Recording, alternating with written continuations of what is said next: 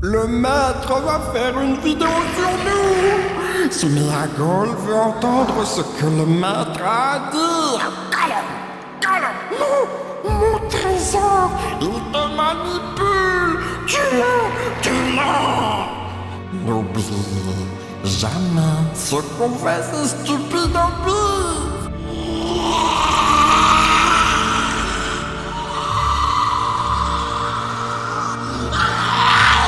Ça brûle, ça nous brûle. Libérez-nous d'elle. Les féroces elfes sont pressés. Libérez-nous d'elle. Silence. Y'a rien à faire. Tous les orques du Mordor vont entendre ce tapage. Alors ligotons-le et abandonnons-le ici. Non. Ils vont nous tuer. Ils nous tueront. C'est tout ce que vous méritez.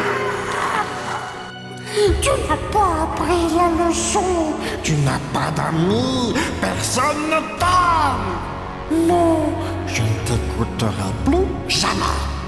Le maître va raconter notre histoire. Oh oui, notre histoire, mon maître.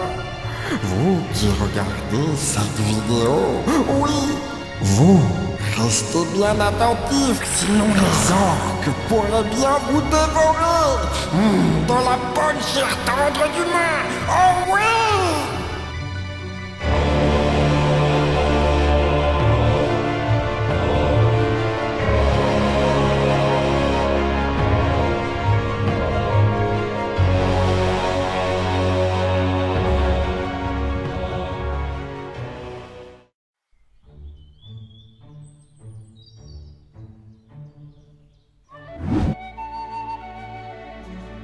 Cette herbe de pipin est sacrément bonne.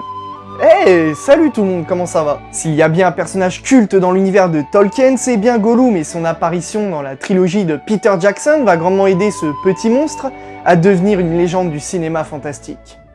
Rien que ça! Quant à moi, ma relation avec Gollum est un peu spéciale et c'est sûrement dû au traumatisme que j'avais eu quand j'étais petit, quand j'ai regardé Le Retour du Roi. Vous savez, au tout début, quand il commence à manger son poisson dégueulasse, qu'on commence à voir ses dents, ses cheveux qui tombent, etc. Bon, je vous fais pas un dessin, hein. Savez-vous qu'un Français sur deux a des problèmes de gencives ou de dents sensibles? Bertrand, vous êtes dentiste, qu'en dites-vous? Enfin bref, c'est un plaisir pour moi de vous parler de Gollum aujourd'hui, et également de l'acteur et l'équipe qui se cache derrière ce personnage. Parce que ouais, il y a eu du monde. Et pour vous parler de tout ça, je ne serai pas seul. Et qui de mieux pour vous parler de Gollum qu'un bon gros fan? Arthur!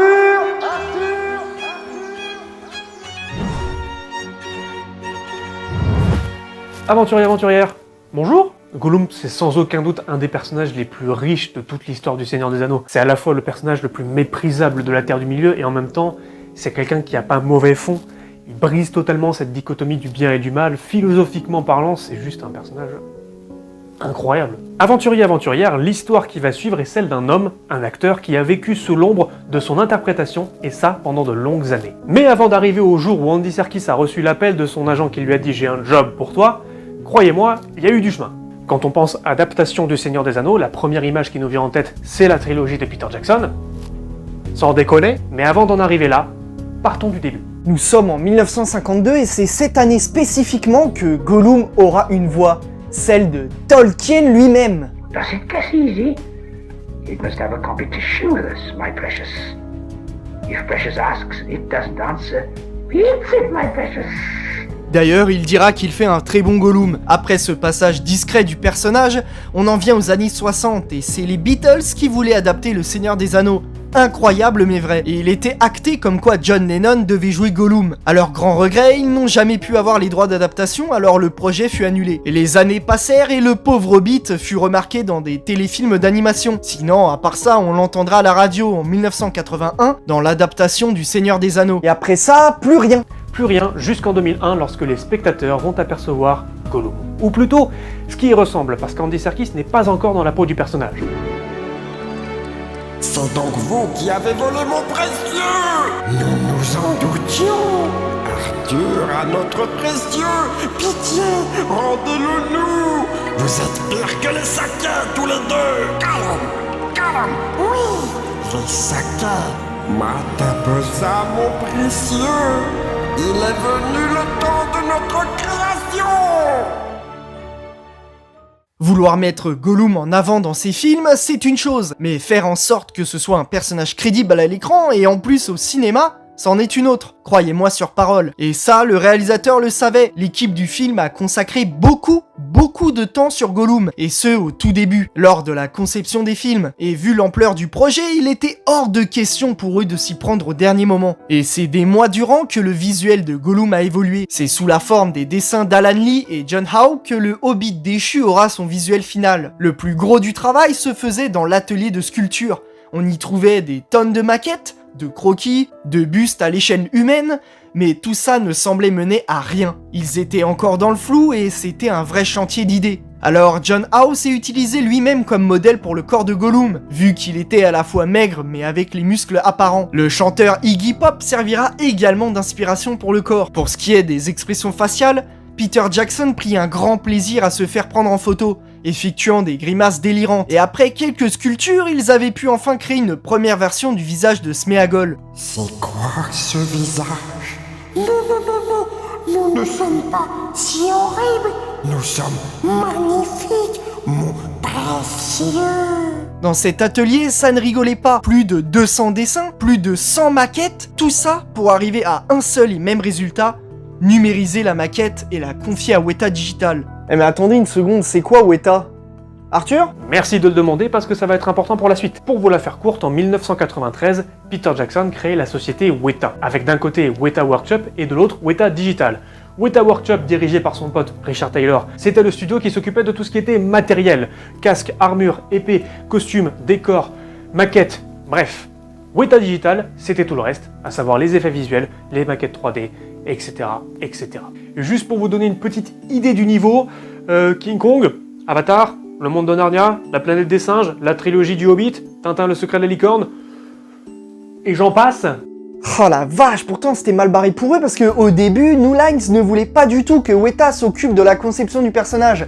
Mais pas du tout. C'était beaucoup trop ambitieux de mettre un personnage en 3D en avant, c'était beaucoup trop risqué, beaucoup trop coûteux. Bref, ils étaient pas du tout d'accord. Du coup, Jason Schleifer, un des gars qui s'occupait de l'animation, a créé une petite séquence où Gollum alla arracher la tête d'une maquette de Gandalf en lui sautant dessus. Et même si cela avait convaincu Peter Jackson à l'époque, New Line, eux, ne l'étaient pas et apparemment ils voulaient autre chose. Parce que ce qu'on leur avait montré, c'était pas ouf. Alors autant envoyer la sauce directe. New Line voulait une claque dans la tronche.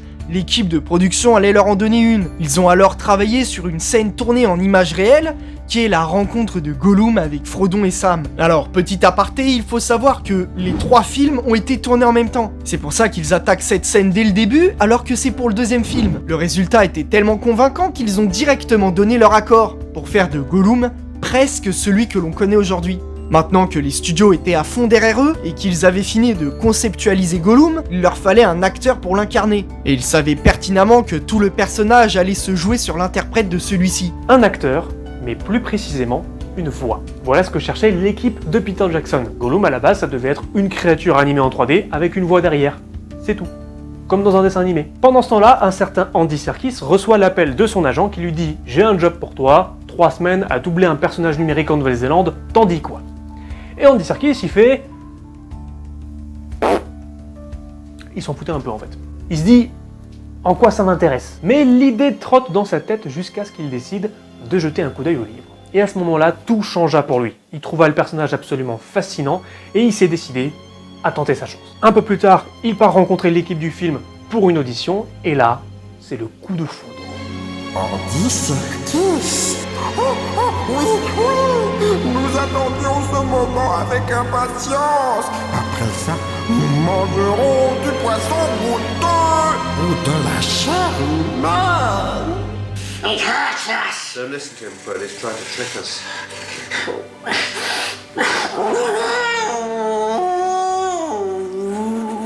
Qu'est-ce donc cette diablerie? Dès les premiers instants, tout le monde se dit « c'est bon, on l'a ». Pour faire simple, tout le monde était impressionné par sa performance d'acteur. La force qu'il mettait dans le jeu, sa posture et même sa voix. Pour Peter Jackson, quelque chose devient très clair. Toutes ces choses ne peuvent pas être dissociées. Andy Serkis ne doit pas seulement faire la voix, il doit jouer totalement le personnage. Ouais, bah malheureusement, tout ne se passa pas comme prévu, parce que quand Andy Serkis est arrivé sur le plateau avec tous les autres acteurs, l'équipe de production, etc., les acteurs se sont demandé, mais qu'est-ce qu'il fout là? Pourquoi il est en train de cracher? Pourquoi il est en train de se balader partout avec sa combi dégueulasse?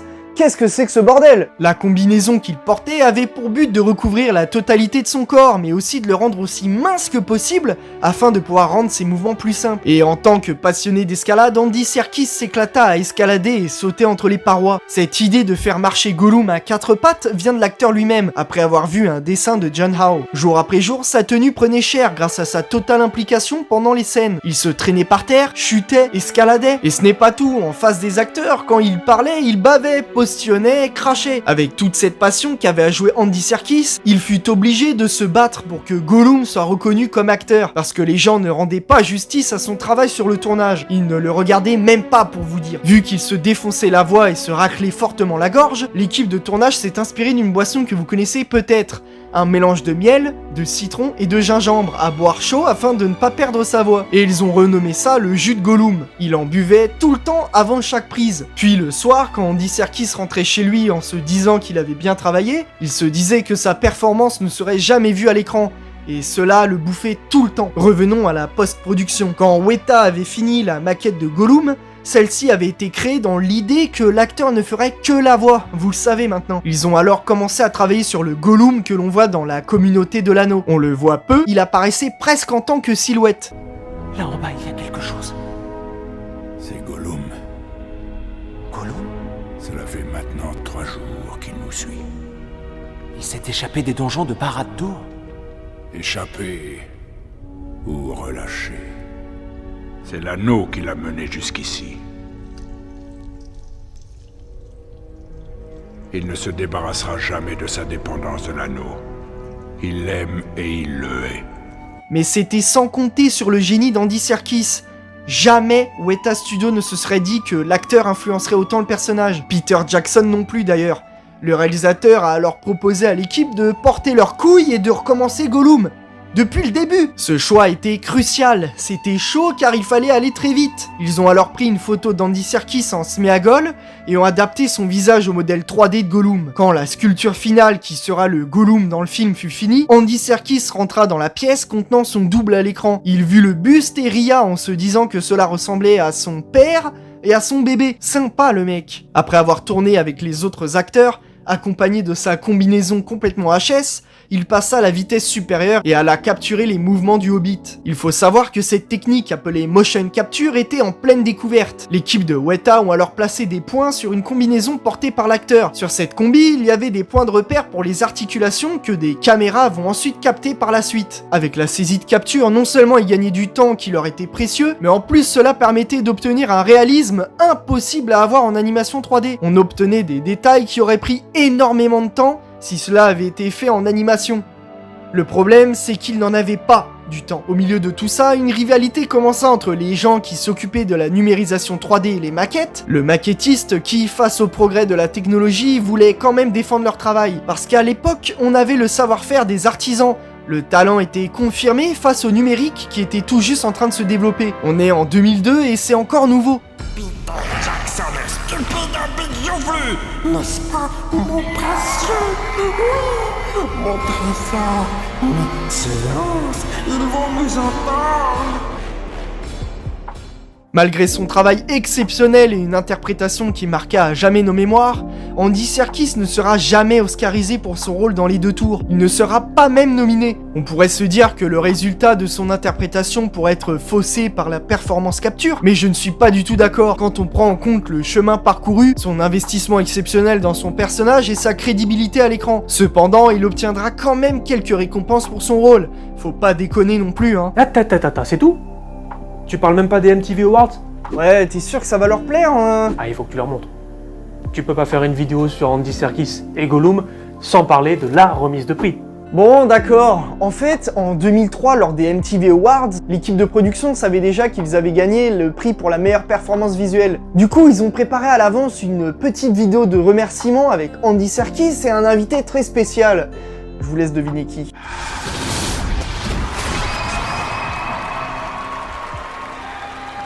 And the best virtual performance is... Okay, Gollum, Lord of the Rings, Two Towers.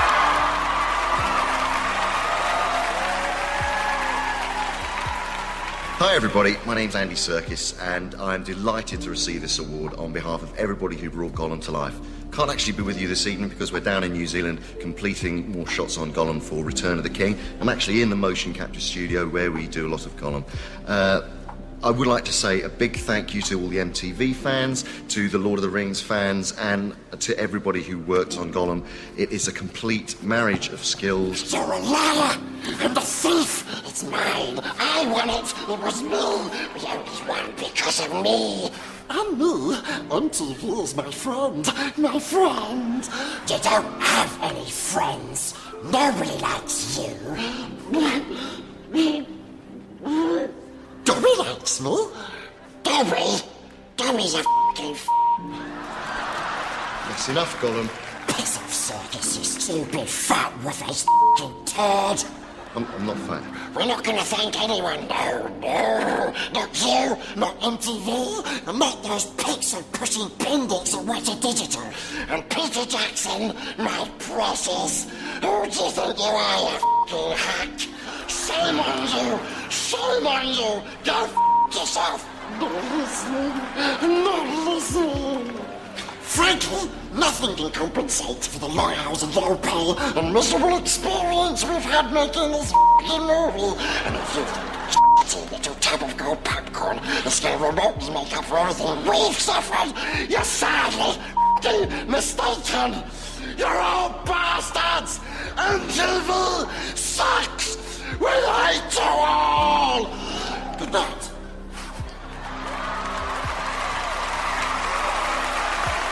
Alors pour conclure, on peut carrément dire qu'Andy Serkis a ouvert une brèche dans le cinéma. Il a ouvert une dimension qui découle du motion capture. Voilà la finalité de l'histoire. Alors même s'il ne reçut pas de prestigieux prix pour le travail qu'il a effectué, il aura gagné la reconnaissance éternelle de tous ceux qui garderont un souvenir de Sméagol ou de Gollum, à vous de voir. La vidéo est maintenant terminée, j'espère qu'elle vous aura plu. Merci beaucoup à Arthur d'avoir participé à cette vidéo. Vous pouvez voir dans la description le lien de sa chaîne ainsi que ses réseaux sociaux. Merci à toi de m'avoir permis de glisser une tête dans la vidéo, c'est toujours un plaisir de parler de la meilleure saga de tous les temps. Je manque peut-être un petit peu d'objectivité là-dessus, on est d'accord.